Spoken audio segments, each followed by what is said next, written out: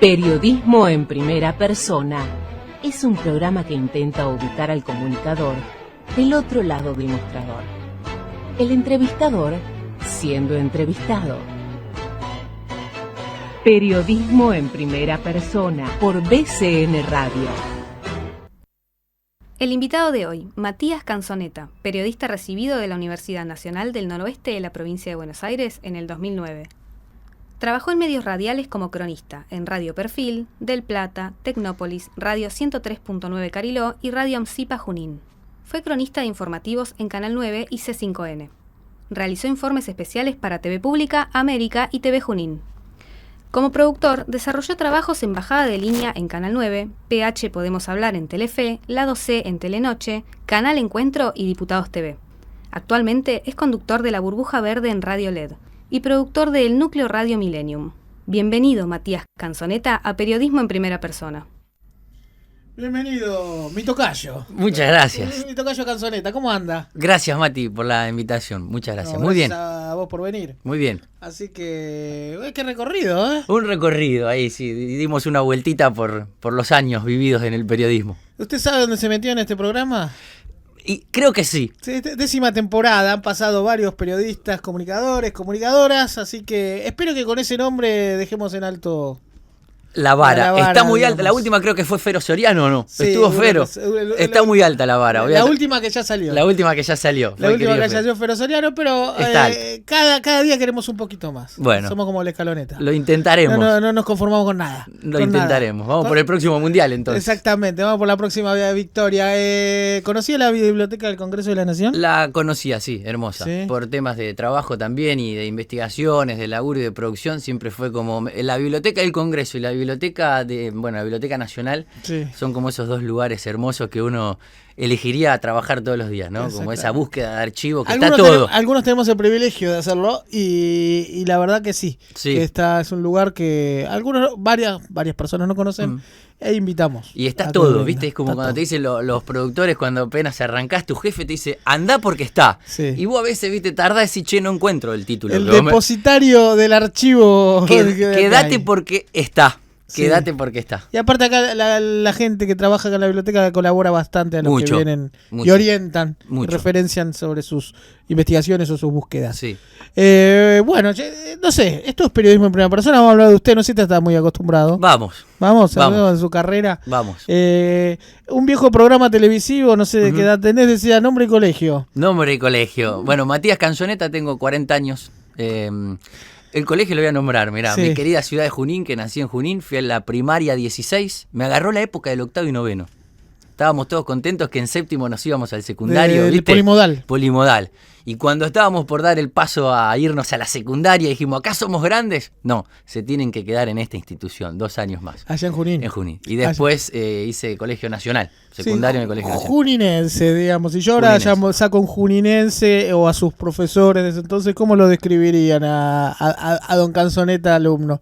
Lo veo medio que le gustaba un poquito la parranda, era conocido por eso. Puede ser, pero cumplidor. Pero cumplido. Sí, pero Con cumplido. lo suficiente como para que pueda... No, un poco más, siempre dándolo todo. ¿Ah, sí? Sí, siempre dándolo todo y un poco más. Después, bueno, los resultados a veces son buenos o no, pero siempre dándolo todo. Nacido en la República de Junín, dirían por ahí. La Pampa Chata. La Pampa Chata. ¿Y por qué celeste y no verde?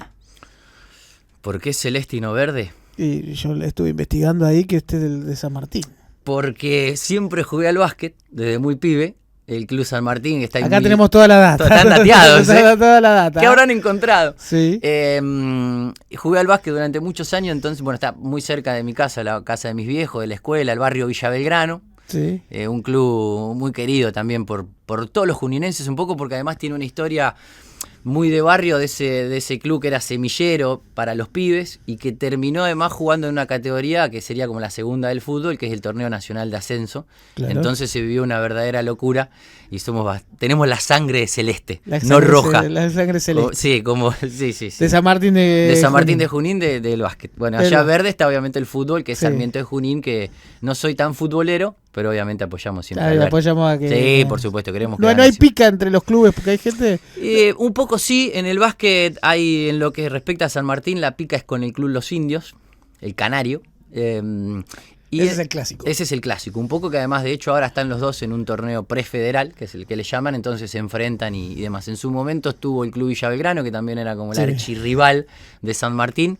Y en el fútbol, no sé, por ahí le habrá quedado alguna pizca, no quiero meter la pata, pero Sarmiento tal vez con algún ascenso. Con Mariano Moreno. Con Moreno en la local. Después por ahí ya un poco más arriba. No, con Douglas Jae. Claro, con Douglas, que es de Pergamino. Que todos los que vemos en el Nacional era picante. Era picante. Ese es el clásico Había que ir a Pergamino, volaba de todo. Un clásico chacarero, se le puede llamar, algo así. Podemos llamarlo. Sí, así, ahí está muy bien. Sí. Bueno, acá ha quedado, estamos haciendo la pantalla. Ahora, dígame, y si voy a Junín, ¿qué lugar no puedo dejar de visitar? La Laguna de Gómez. La Laguna de Gómez. Tenemos un espejo de agua en el noroeste de la provincia de Buenos Aires que... uno de los más lindos que tiene la provincia. La ciudad, la verdad que es muy, muy linda. En la laguna, si vas a la laguna y si vas a Junín, no vas a la laguna, está frito. Después de este servicio turístico que estamos ofreciendo en este programa de la ciudad de Junín, de la localidad juninense, dígame, en este perfil que estamos haciendo para quien no lo conoce, 2 o 3 cosas que te definen. ¿Que me definen? Además de... bueno, amo la radio, que me parece el motor que tengo ahí de vida. Los amigos y la familia un poco ahí. Como esas dos, y la música y la literatura, un poco con esas cosas un poco voy sobreviviendo. Con eso vamos a ir haciendo una checklist ahí, vamos viendo cómo lo vamos conociendo. Y en esta búsqueda, ¿siempre quiso ser periodista? Siempre. Lo tenía como muy... En realidad yo siempre quería estar... mi abuela aprendía la vieja Karina en casa, mis viejos iban a laburar, mi viejo era ferroviario, mi vieja ama de casa se iba a laburar. La clásica la clásica obrera ferroviaria. Sí. Primera generación de universitarios. Sí. Mi viejo ferroviario, estaba ahí muy cerquita de casa, el ferrocarril. Y se prendía la radio. Antes de poner el agua para el mate, la pava en el fuego, se prendía la radio. La vieja Karina con esas pilas enormes, hermosas, ¿no? De cuero que habría que abrirla y todo. Y yo siempre decía, quiero estar ahí adentro, ¿viste? Cuando sos chico que mucho no entendés un poco el panorama, siempre decía, quiero estar ahí adentro, quiero contarlo. Y bueno, un poco por ahí va la cosa. Después le agarraba la llave del auto de mi viejo, un 4x4 que tenía, y me encerraba los fines de semana a escuchar las carreras. Claro. El turismo carretera y después a Víctor Hugo en el fútbol, y era mi locura, ¿viste? Dentro del garage. Un poco haciendo que manejaba porque los fierros también me encantan. Y otro poco escuchando radio, ¿viste? En el interior de Buenos Aires son casi todos fierreros. Sí, muy fierreros, sí. Hay pilotos importantes. Junín tuvo Eusebio Marcilla, que fue el caballero del camino, ese famoso carrera muy conocida que terminó salvando a un accidente fatal y él iba primero. Y después, mi viejo también preparó en un tiempo autos de turismo carretera, estuvo muy metido también más allá de la metalúrgica que laburaba, la rectificadora, entonces como que eso también lo tengo muy en la sangre también. Todavía me encanta. Los domingos soy de las carreras del turismo carretera. ¿Tu viejo era mecánico? Era mecánico mi papá, sí. Mi viejo era mecánico. Trabajó en el ferrocarril hasta que después, vino un poco las privatizaciones y ahí se fue a otra rectificadora. Ahí está, perfecto. Entonces, ahí estamos haciendo todo el recorrido. ¿Y cuál es la función de un periodista entonces? Primero ser honesto, ¿no? Tratar de de la vida sería. Eso en la vida. Eso me parece que va un poco... Creo que hay una frase ahí que está dando vueltas que dice que si uno... Después podemos tener errores, pero si no hay un poco de honestidad o casi total honestidad, es difícil ser periodista o ser un ser humano, ¿no? Sí. Y me parece que un poco el rol del periodismo va por... Yo lo tomo mucho también por tratar de ayudar, siempre. De poder dar una mano a otro, de poder dar a conocer una historia que tal vez está oculta o que tal vez le falta ahí un poquito más de visibilidad para que le pueda cambiar la historia, ¿no? Esa persona, esa familia, me parece que va un poco por ahí, por extender puentes también, ¿no? Sí. Construir puentes, digamos, entre la sociedad y bueno, quien tenga que recibir el mensaje. ¿Recordás el momento que decidiste ser periodista? Mirá, vos sabés que... ¿Si es algo puntual o...? Sí, nosotros, yo antes de estudiar periodismo también hice varias cosas porque la universidad en ese momento en la ciudad de Junín, que estaba ahora se llama UNNOVA, en su momento tenía el viejo convenio con las universidades, con la UNLP, por ejemplo, entonces... Universidad de La Plata. La Universidad de La Plata. Irse a estudiar era imposible, la cuestión económica no nos daba. Entonces quedaba como ahí pendiente, ¿viste? Estudiar periodismo a distancia, que sí, que no. Terminé la secundaria, hice algunas otras cosas. Creo que hice un mes, no sé, algo de contable, ¿viste? Que te vas metiendo como para ver qué carajo hacemos. A veces que no tenemos muy decidido más allá del periodismo. Laburando a la vez. Y por suerte, mira, justo el destino un poco quiso también que a los 2 años que yo terminé el secundario, yo trabajaba en una ferretería. a la vuelta de donde laburaba mi viejo también, ¿viste? Y justo uno de los vecinos que iba todos los días a fumarse un puchito, Nerio Petraglia, su hijo trabajaba en la UNLP. Y un año antes me dice, vos sabés que el año que viene seguro que van a hacer un convenio en la Universidad de Junín con la UNLP para traer periodismo, ¿viste? Y yo dije, bueno, es mi momento.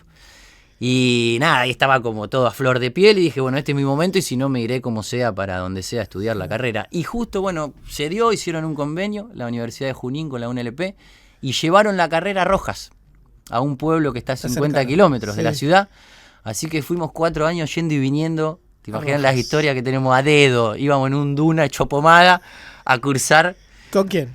Con Juan Francisco Vilches, un amigo también, otro colega, que nos recibimos juntos. El papá, Juan Carlos Vilches, muy conocido también en el mundo del periodismo, así que le mandamos un abrazo a Juanfra. Y bueno, y con él hicimos los 4 años de la carrera, yendo y viniendo, todos profesores hinchas del Lobo, del Pincha, no se nombraba. ¿No se nombraba? No se nombraba estudiantes. Y nos quedaron todos los recuerdos, y nos hicimos triperos. Todos un poco, triperos. Somos un poco todos triperos los que cursamos ahí, así que bueno, ese fue un poco el puntapié del periodismo, ¿viste? Y los triperos son el ala popular de La Plata. Exacto. El sufrido pero el popular. La tribuna de tablón. Claro, exactamente. Sí. Así que todos tenemos un poquito de solidaridad. Imagínate la cancha de San Martín, tenemos tablón todavía, así que tenemos parqué, pero las tribunas son de tablón. Así que bien, o sea que hiciste la carrera en Rojas. En Rojas, sí. ¿Te recibiste? Los 4 años, sí, ahí de una. Porque si viste que si te iba mal o algo, tenías que ir a rendir, digamos, a la típica, ¿viste? Y llegó el momento que volar de laburar. A La Plata. Llegó ahí en el medio, mientras trabajaba, estudiaba, laburaba de pintor también. De casas, que es un oficio que me para quedó. Para que sepan las generaciones que se va haciendo muchas cosas. De y aparte, si yo miro ahora donde está actualmente, es la clara explicación, es algo explícito del pluriempleo del periodista hoy. Totalmente. Trabaja en Club, en FM, el núcleo, es productor. Productor en el núcleo. En el núcleo, la burbuja verde en Ecomedios. O sea, ¿cuánto trabajo tenés? Uy, mirá, el núcleo, la burbuja, Claver. Y con otro amigo, colega, también tenemos una mini pyme, podemos decirlo, de contenidos. Creamos contenidos, trabajamos con empresas y también, bueno, en el mundo político un poco también. Sí. Así que tenemos casi 5 o 6 empleos. 6 empleos. Ese es el famoso pluriempleo periodístico. Sí, cada vez más. Y eso creo que es el momento en que más trabajo he tenido. Sí, tanto y poco alquiler. Y no se llega al alquiler, digamos. 6 empleos y no se llega al alquiler. Hay que hablar con el dueño todo el tiempo, con la inmobiliaria para que nos estire, ¿viste? Es la típica, la que te hacen de atrás del... Sí, ¿no? De la pecera. La pecera cuando no llegamos, cuando no llega a tiempo las cosas. Estirá. Así que bueno, 6 empleos y estás viendo... y bueno, y esta es la realidad periodística. Más allá de lo que te quería preguntar, ¿cómo es el ejercicio del periodismo más allá de esta realidad laboral, digamos, como objeto de estudio? Creo que también mucho depende en el medio que uno trabaje. Me parece que eso es también un poco, uno está, no sé si la palabra es atado, pero sí a la responsabilidad y a una línea editorial de donde uno trabaja, ¿no? Entonces me parece que va variando y mucho sobre todo eso, sobre todo los ritmos de que tiene un poco el periodismo. Y creo que nosotros agarramos un poco esa época de mucho cambio, ¿no? De mucho ya, que todo tiene que estar un poco al instante. La pandemia modificó un montón también, ¿no? Las formas, digamos, estábamos cansados de los meet, de que está conectado, no está conectado, está muteado, no está muteado. Pero un poco me parece que va por eso, ¿no? Por esa búsqueda de... Nada, y un poco los referentes que uno va teniendo, que si está bueno también encontrarse con jefes piolas y productores que te van enseñando... Me parece que es esa, ¿no? Es ir en la búsqueda constante, ¿no? Así que esa, la búsqueda. La búsqueda. La búsqueda. Y bueno, ya que estamos allí, le voy a dejar, tengo que hacer la primera pausa. ¿Cómo no? Y le voy a dejar una pregunta pendiente para que la piense en el corte, que es, ya que usted es un avesado periodista que ha editado y titulado varias veces, le voy a pedir que a su carrera le ponga Matías Canzoneta, 2 puntos, y me baje un título para definirlo. Ok. ¿Está bien? ¿Cómo no? Pero ahora le voy a pedir que me cuente un cuento, ¿puede ser? Lo que quiera, tengo algunos por ahí. No, porque usted me dijo que eligió la música, la elige el invitado y eligió Había una vez. El Indio Solari. Todo tiene que ver con todo. Todo tiene que ver con todo. Qué grande el pelado, ¿no? Qué grande que todo. Me dio el calce perfecto para hacer este corte. ¿Por qué? Porque, Bueno, mira, justo tiene que ver un poco con el periodismo, no sé si lo había relacionado todo. Los Redondos me gusta mucho, el Indio Solari también, teníamos un compañero en la escuela 16, en sexto grado, Juan Pablo Sáenz, que hoy es un hermano, y que íbamos a sexto o séptimo y él iba ya con las remeras de Los Redondos, ¿viste? Y nosotros no entendíamos nada. Claro. Y él ya era la de fútbol, además, la de básquet, qué sé yo, hasta Dragon Ball Z creo que estaba dando vuelta. Él tenía la remera de Los Redondos y fue como el que nos inculcó a Los Redondos ahí a toda la pibada. ¿A la misa? Y después se separan, él pudo ir al de Córdoba, después uno de los últimos, y después tuve la posibilidad de, cuando fue a Junín, trabajar también para Radio Continental, justo ahí como cronista, y después en Olavarría. Así que cubriste un recital de Los Redondos. Sí, del Indio Solari, no de Los Redondos. Del Indio. Del Indio Solari en Junín, cuando ¿Y fue a lo tiene Junín? Que poner en su currículum? Sí.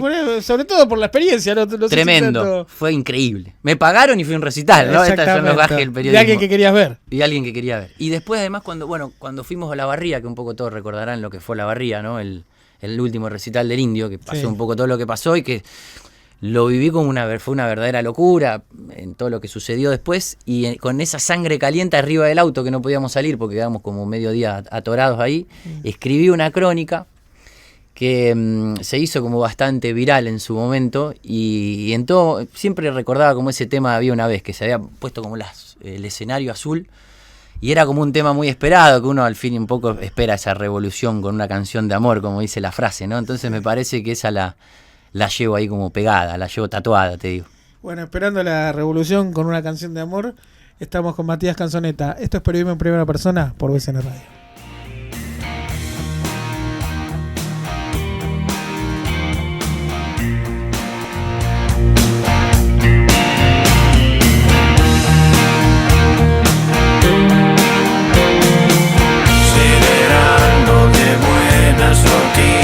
Solo si te quedas un rato más, los espíritus soplan si quieren, y vos que recién te enteras, tarde otra vez, mi amor.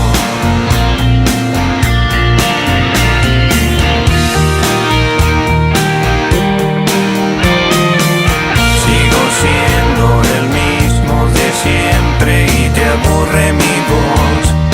Llega el adiós, vengo cínico, fóbico, crudo, hervido y asado por vos, va a despejar mi amor.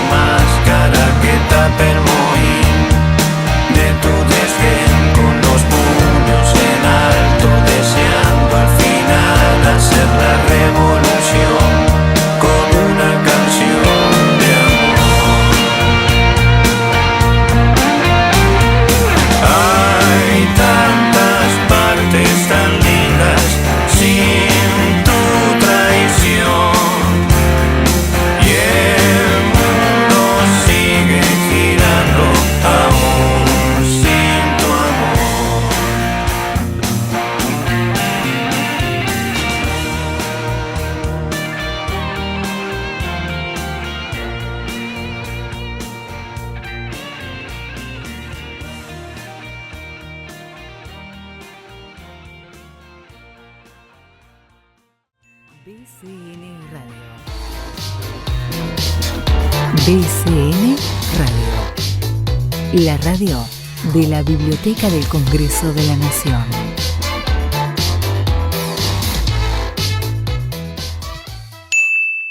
Seguinos en nuestras redes. En Instagram, Periodismo BCN Radio. En X, @BCN Periodismo. Y en Facebook, Periodismo en Primera Persona. Seguimos en BCN Radio. Esto es Periodismo en Primera Persona. Y lo que habíamos quedado pendiente, el título de la carrera de Matías. Mira, me voy a sumar a otro tema. En este caso me voy a la vela puerca. Epa. Es un tema muy lindo, tiene una frase que dice festejar para sobrevivir. Y me parece que va por ahí. Matías Canzoneta, festejar para sobrevivir. Sí. Ahora me hace la bajada. El periodismo termina siendo un poco ese puente que transforma realidades. Por eso mismo se necesita festejar también para poder vivir.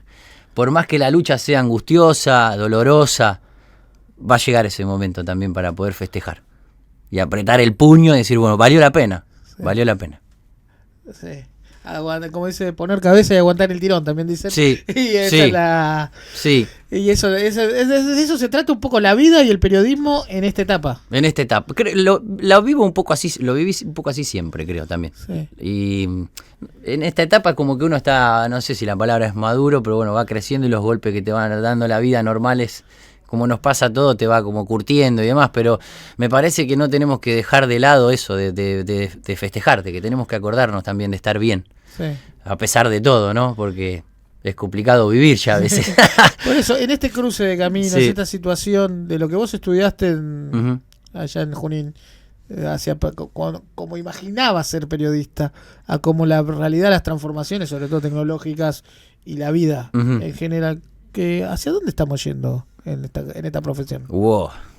Yo nunca me imaginé, por ahí las cosas que me pasaron, nunca me las imaginé mientras estudiaba. Algunas, viste, que uno las flashea un poco y dice, che, mirá, si llego acá, si trabajo acá, si hago esto. Por ejemplo, ¿qué no te imaginaste que te sucedió? Y yo le robaba la llave del auto a mi viejo de ese 4x4 cuando tenía, no sé, 10, 12 años y escuchaba a Víctor Hugo y terminé trabajando con él durante muchos años y demás. Y para mí fue una locura. ¿Tocar el cielo con las manos? Tocar el cielo con las manos, sí, para mí sí. Todos los que pasan por acá hablan bien de él como jefe. Y yo voy a hablar bien y muy bien toda la vida porque más allá de jefe hay una humanidad de Víctor Hugo Morales que sobrepasa un poco lo periodístico. Así que imagínense, si lo humano sobrepasa lo periodístico. ¿Te dio una mano en la carrera? Siempre, sí, siempre fue muy, muy amable. Todo el equipo de Bajada de Línea, que fue como un poco mi primera experiencia fuerte en los medios, claro, como productor. Nacional, exacto. La tuve ahí. Con Ceci Sainz, que era la productora ejecutiva, con María Inibarne, con Tristán Noblía, que también era parte de la productora, Luquita Atman, Rami Zárate, Robert Barandalla. Ellos fueron como mis padrinos, ¿viste? Yo estaba medio ahí, un pichón dando vueltas y ellos me lanzaron un poco a la calle, al verdadero periodismo, a la investigación, a poder tratar de esos programas que sean no solamente programas, sino que todo el tiempo nos dejen pensando, ¿viste? Ese domingo que te quedabas ahí reflexionando casi como un documental. Y ese fue un poco tocar, no sé si el cielo con las manos, pero creo que fue uno de mis sueños. En tu carrera. Sí, fue un hito muy, muy importante al día de hoy que tenemos un vínculo muy lindo, de una relación muy linda con Víctor Hugo, así que eso. Y te hago una consulta, y personalmente en esos procesos, ¿qué perlita te recordás vos con mayor, como logro profesional o como algo que te haya conmovido? ¿En esos años? O en tu carrera. Los policiales tienen, viste, esa parte fuerte también de uno de muchas veces de convertirse en esto, de acompañar en ese proceso a quien le toca vivir, o una familia, o ¿no? Un familiar, una madre, un padre en esas luchas. Y hubo un caso de un asesinato de un niño, recuerdo en Lincoln, de un pequeño. Yo laburaba ahí en Junín y muy cercano, que fue muy conocido el caso. Y nosotros como periodistas, con 2 o 3 más colegas, también como que la familia se apoyó mucho en nosotros. No quiero Ya recuerdo. De Tomás Damiano Santillán, era el pequeño. Y nada, o sea, imagínense también porque a veces nos pasa a nosotros los del interior, cuando llegan, yo vivo las dos experiencias, pero cuando uno es del interior y vienen los medios de afuera, un poco, viste, se avasalla la ciudad, se come, o sea, se va comiendo todo lo que está. Y hay una sensación de invasión. Exacto. Que vienen obviamente como todo, a laburar como todo el mundo. Y bueno, y en ese contexto, durante ese tiempo, ese juicio y lo que fue, bueno, con la familia tuvimos un vínculo con los allegados, con los vecinos, entonces también fue como, esa fue en realidad tal vez mi primera experiencia, como decir, bueno, más allá de informar y de contar, estamos también para esta parte humana, que no la tenemos que olvidar nunca, ¿no? Ese me parece que fue también alguno de los hechos que me van a quedar dando vuelta. Y después con Lado C también, cuando hacíamos Lado C, que yo trabajé como productor con Martín Cicioli, hubo muchas historias de denuncias o de historias que íbamos encontrando en la calle literalmente y que después de eso... Y que después de eso cambiaba la historia. O sea, periodismo de investigación. Sí, o que después la madre o el padre llamaba y decía, che, mirá, acá teníamos este problema con el agua potable, bueno, vinieron a hablar para ver si le ponen el agua potable. Teníamos este problema con la inseguridad, vinieron los jefes policiales a charlar. Bueno, eso creo que te da, ¿no? Como, bueno, decir, che, valió la pena. El periodismo que uno soñaba más o menos se va concretando. Exacto. ¿Y te gustaría volver al periodismo de investigación? Sí, me encanta, sí.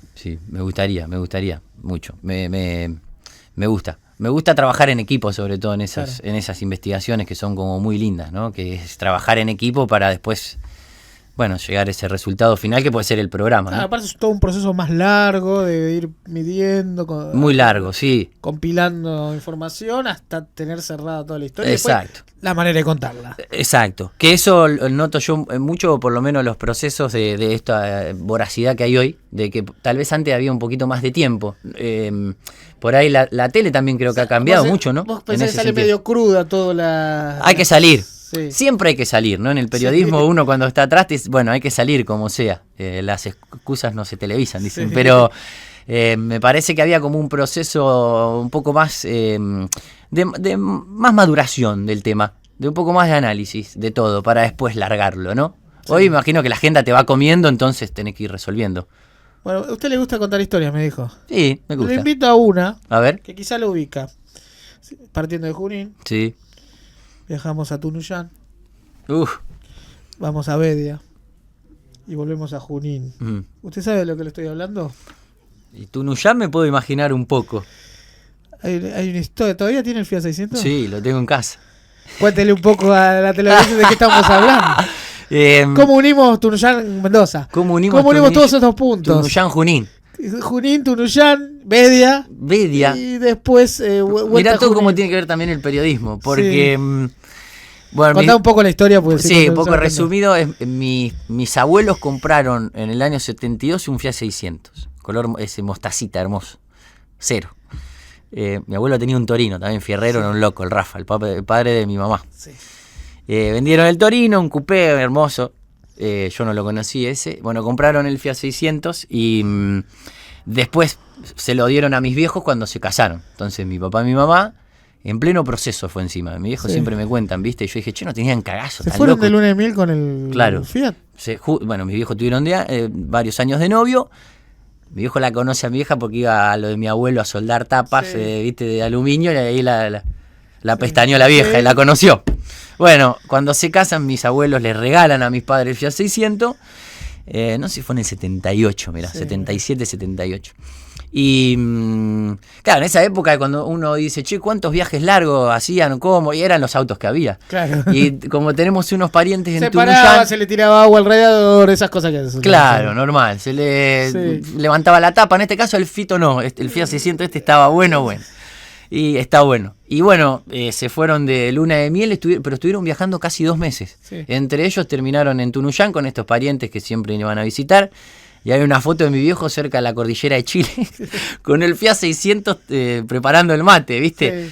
Sí. Y a la vuelta venían cargados de tomate, ¿viste? Higo, fruta, todo lo seco que te puede las frutas secas. Todo en el Fiat 600, digamos. Todo en el Fiat 600. Bueno, y volvió a casa el Fiat 600. Yo después, imagínate, a los 16, yo nací fue mi auto. Yo nací arriba de un auto, mi viejo de muy chico me enseñó a manejar.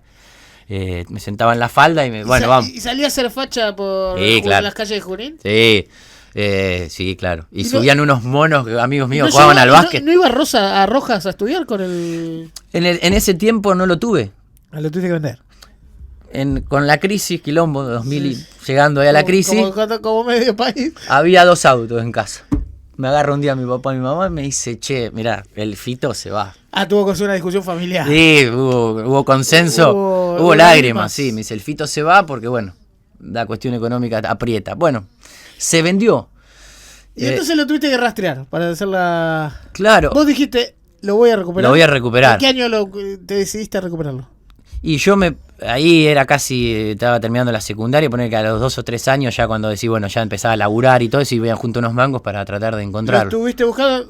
Vos lo habías vendido en Bedia. Claro, exacto, se lo habían llevado a una familia de Bedia. Y no lo encontré un poco nunca más porque nunca hicieron la transferencia, entonces no tenía cómo localizarlo el auto. Bueno, y quedó, viste, después mi vieja me decía, no, va a ver que seguro que usaron para carrera de auto, quedó ahí. Bueno, pasaron los años, y un día, bueno, yo trabajando con Víctor Hugo en Canal 9, uno de los productores que a veces también trabajaba con nosotros, Edu Noblía, nos ponemos a hablar, fierrero, y me dice, yo le cuento el auto, y me dice, yo lo vi a tu auto. Le digo, boludo, estás loco vos. ¿Pero qué le de Junín? ¿Dónde era? Él, sí. De Bedia. De Bedia. Él vivía en Bedia. Nos ponemos a hablar de los fierros. Una locura. En un pasillo del Canal 9. Sí. Y me dice, che, yo lo vi, nos ponemos a hablar de fierro, le conté mi historia, y me dice, che, mira, yo lo vi a tu auto. No, le digo, no puede ser, Edu. Yo lo vi, bueno, me dice, va, que cuando vaya a Bedia lo voy a ver. Pasó un año. Me pone la piel de gallina. El día de mi cumpleaños, al otro año, me manda una foto y me dice, así me puso, guacho, este era tu auto, me dice. Y estaba a la venta con un tarrito. 10 años después. Y lo fui a buscar.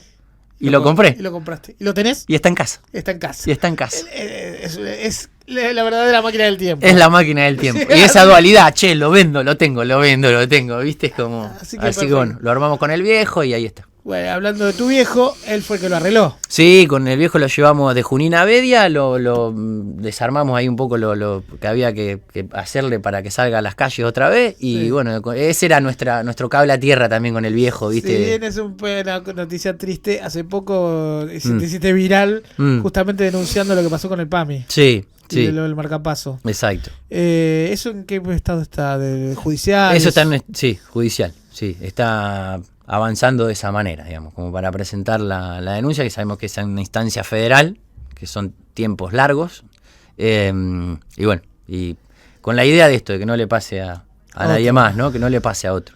No, para quien no conoce, estuvo en terapia, se fue internado, Raúl era tu papá, y necesitaba un marcapaso, y PAMI no tenía...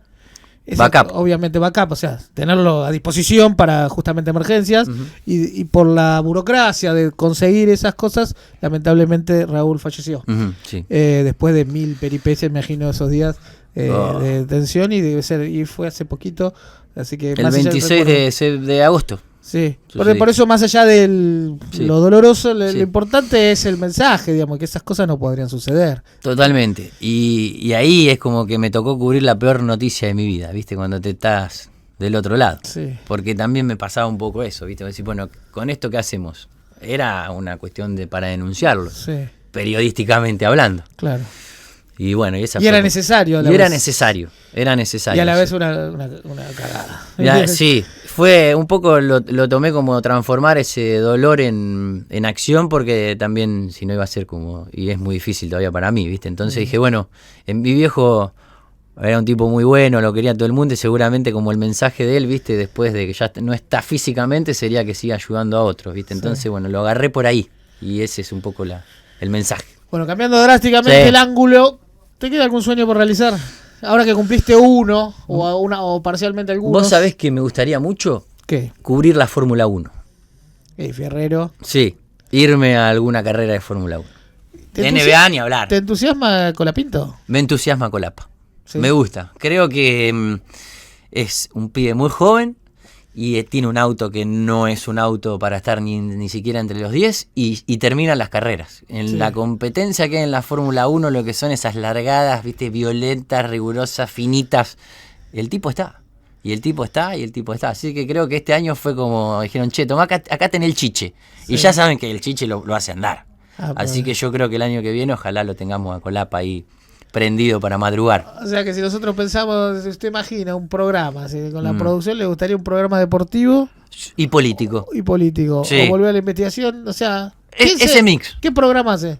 El famoso magazine de la mañana. El magazine, hacemos todo. El famoso un poquito de todo. Un poquito de todo. Esa es la radio que me encanta. Pero no puede ser el columnista deportivo, el político, tiene que ver. Me quedo con el político. Ahí está. Me quedo con la rosca. Bueno, y hablando de rosca, tenemos que ir a la segunda pausa. ¿Por qué los Pérez García? Los Pérez. Es una banda que empecé a escuchar no hace mucho. No estaba ahí como de más pendejo. Hará unos 6, 7 años que la empecé a escuchar. Y me siento muy identificado un poco con las letras también. Con esas letras urbanas, callejeras, que van contando un poco el día a día, ¿no? Y me gustan mucho los Pérez. No sé si tiene estéreo, si está todavía habilitado ahí en el Fito. En el Fito. Tiene, pero radio AM, FM como botón. No tiene la casetera esa que se la teníamos. Ahí. La tenía, ya no está más. Ya no está más. Bueno, entonces ponemos ahí con un Spotify, ahí una cosa. Le ponemos al mango y escuchamos los Pérez García. Y al seguido vamos al cierre de la entrevista acá con Matías Canzoneta. Y si hay que saltar, saltemos y no olvidemos que acá venimos solo de paso.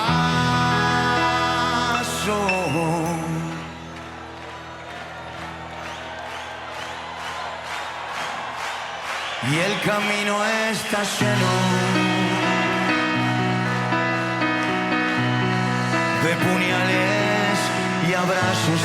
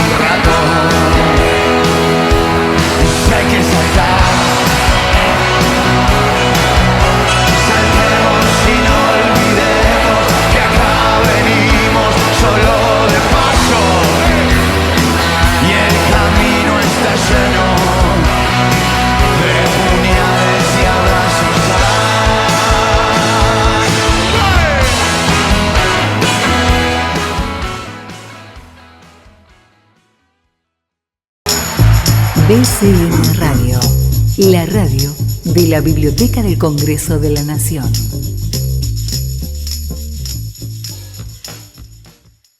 Seguinos en nuestras redes. En Instagram, Periodismo BCN Radio.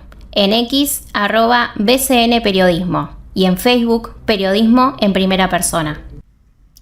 Seguimos con Matías. Bueno, escuchamos los Pérez García. A usted le gustan también los Pérez. Me gusta un poquito. Bien elegida la música por el invitado, ¿eh? Bien elegida y lo tiene. Después tiramos. Podríamos armar un programa de música también, Mati. Claro. Se nota que es un periodista que además de ser, quiere 8, 7 y 8 trabajos, digamos. Entonces está muy bien. Sí. Está perfecto. Sí. Hablando un poco de periodista, ¿qué es lo bueno de ser periodista?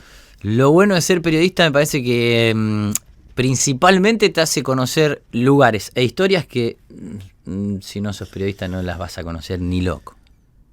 O lugares, por lo menos. Vos llegaste a lugares que ni imaginabas. Sí, La Rosada, qué sé yo. Nunca me imaginé laburar o hacer una nota dentro de La Rosada o acá enfrente. O el Congreso de la Nación, o decir, che, voy todos los días al Congreso a ver qué pasa con una ley que va a definir el destino de millones de argentinos, por ejemplo. O asunciones presidenciales, o no sé. La despedida, por ejemplo, cubrir el velatorio de Néstor Kirchner, el velatorio de Maradona. Coberturas así como que uno tal vez nunca las hubiese imaginado o no nos hubiese tocado, ¿no? Si estamos ahí como periodistas. ¿Y qué le diría el Matías de hoy, 40 años, aquel muchacho de la escuela 16 de Junín, que en algún momento soñó con ser periodista y cuando se enteró de que venía la carrera a Rojas, en este caso, dijo, vamos para allá? ¿Qué le dirías? No, tenés que seguir con el básquet, seguir con el... No, le diría que siga por el mismo camino. Que siga por el mismo camino. Igual. ¿Sí? Igual, sí. Para adelante. ¿Valió la pena? Sí. Y va a valer mucho más la pena. Si el de arriba y el de abajo nos da vida, creo que siempre va a valer la pena, sí. Nunca en algún momento, porque esto, el pluriempleo, las vueltas, la inestabilidad, no te dio, dijo, bueno, hubiese seguido otra cosa más. No. Y de hecho, no tuve oportunidad por ahí de laburar de otra cosa, y en esta que nos pasa a veces de las necesidades que tenemos cada uno, obviamente, ¿no? En no tirar la toalla en un punto, porque sabemos que el sufrimiento no es que hay que romantizarlo, pero no, nunca traté de abandonar, digamos, el oficio del periodismo, como decía García Márquez, ¿no? Entre las buenas y las malas he hecho otras cosas en el medio, pero por ejemplo radio nunca dejé de hacer. Entonces como que la idea es, si uno tiene sueños, hay que seguirlos como sea. A la par por ahí hay que hacer otras cosas, porque lamentablemente la vida es así. Nos gustaría vivir nada más de lo nuestro y, viste, ojalá todos tengamos esa oportunidad en la vida. Esta sección que estamos por ingresar, le voy a decir, usted tiene una ventaja, porque usted tiene la máquina del tiempo en su casa, de allá de Junín, pero esta sección se llama Minuto DeLorean. El DeLorean en la saga de Volver al Futuro, ahí está sonando la cortina de un esfuerzo de producción. Es la máquina del tiempo, para quien no lo conoce, y nosotros hicimos un acuerdo con Steven Spielberg. Me gusta. Lo digo hace 10 años esto, así que sepan disculpar, el público se renueva, diría Mirta, que a cambio de alguna difusión le pedimos a nuestros invitados, en este caso usted, mi estimado Matías, que viaje a un punto de su vida del pasado para volver a vivir algo o para cambiar el curso de los acontecimientos. El minuto de DeLorean es tuyo. No, yo me voy a un fin de semana de pesca con mi viejo y mi vieja. ¿A dónde iban a pescar? A la laguna. ¿A la laguna? ¿Hace mucho? Sí, me voy ahí. Mira, hace un par de años fuimos con el viejo a pescar, porque también en Junín tenemos eso que llueve, se inunda y no llueve y se seca la laguna. Sí. Pero me voy a mis 10 años, me voy a esa época. Ah, de niño. Sí, me voy de niño. Con inocencia de niño. Me voy de niño, sabiendo que era el domingo, que comíamos el asado y que después agarrábamos, che, Mati, me decía el viejo, agarrá la pelota, agarrá las cañas, nos vamos a pescar, nos vamos a jugar a la pelota, a chiviar ahí. Y a la Laguna de Gómez. A la Laguna. Ahí me voy. ¿Ese es tu lugar en el mundo? No es mi lugar en el mundo, Junín. ¿Cuál es? Mi lugar en el mundo es el mar. ¿El mar? Sí. Por laburo también hago laburo mucho por ahí en Pinamar o en Cariló, y la verdad que ese sería un lindo lugar como para asentar en algún momento, decir, y acá me quedo. Sus memorias y sus crónicas. Una linda oficina con vista al mar. Y escribir sus crónicas y sus memorias. Sí, me gustaría mucho, pasar varios años en el mar. Así que muy bien. Ahí. Bueno, muy bien gastado entonces el minuto de DeLorean, ¿eh? Sí, bien gastado. Está muy bien. ¿Y ahora dónde para? ¿Dónde está parando, mi estimado? Junín, vengo un poco, sí, estoy yendo y viniendo un poco. Acá siempre paro en la casa de algún amigo, de Luchito Ewen, también otro colega amigo, periodista, así que nada, siempre tengo ahí refugios que uno fue construyendo en la ciudad. Así que bueno, en esa, voy y vengo. La gente del interior de Buenos Aires suele venir mucho a Buenos Aires o a La Plata, a las grandes ciudades, y siempre tiene lugares donde parar. Y así a su vez recibe cuando van. Otro gran amigo, Rama Zárate, Ramiro, colega también, él es muy porteño, Porque el porteño es difícil sacarlo de acá. Sí. No se enojen, pero es difícil sacarlo de capital. Sí, no, si piensa que después de la General Paz hay una tortuga y hay un fin del mundo, un acantilado donde todo cae, digamos. Exacto. Él siempre me decía, dice, ustedes en lo del interior tienen como ese privilegio de saber que pueden vivir en los dos lados. Sí. Nosotros, el porteño, me hablas de sacarme de acá y te matamos. Se desespera. Yo le digo, Ramos, venite a comer un asado. Ni loco. ¿Viste? Es un poco así. O sea, el Matías itinerante está por ahí. Sí, y eso para el periodismo ayuda. Sí, en la vida siempre fui así. Sí. Me ha traído algunos quilombos a veces también. ¿Quiere contar? No, pero se metió acá, digamos. No, pero digo en esto, en ir y venir, en el pluriempleo, en los laburos, en los horarios, en la forma de vida. Ya me imagino por dónde viene. Le cuesta sentar cabeza, como diría su madre. Exacto. No la voy a sentar nunca. No la sentar cabeza. No la vamos a sentar. Bueno, dirían, como diría un catalán, está tratando de crecer y no senta cabeza. El techo no se me va a caer encima nunca, diría mi abuela. Está muy bien. Hay que callejear. Eso es un buen cierre, ¿le parece? Sí. Para la entrevista. Bueno, ¿qué pregunta no te hice? Qué gran pregunta me hiciste. ¿Viste cómo? Qué gran pregunta. Así ayúdeme un poco. ¿Qué espero el día de mañana, tal vez, o no? ¿Qué vendrá? ¿Qué vendrá? ¿Qué vendrá, no? Contéstesela. ¿Qué vendrá? Creo que van a venir buenas y malas, como siempre, pero siempre vamos a tratar de llevar esa cuotita de información, donde estemos. Sí. Periodista de corazón y de vocación. Sí, el Gordo de la Nata siempre decía, hay que estudiar un poco de todo y no periodismo. Sí. ¿Viste?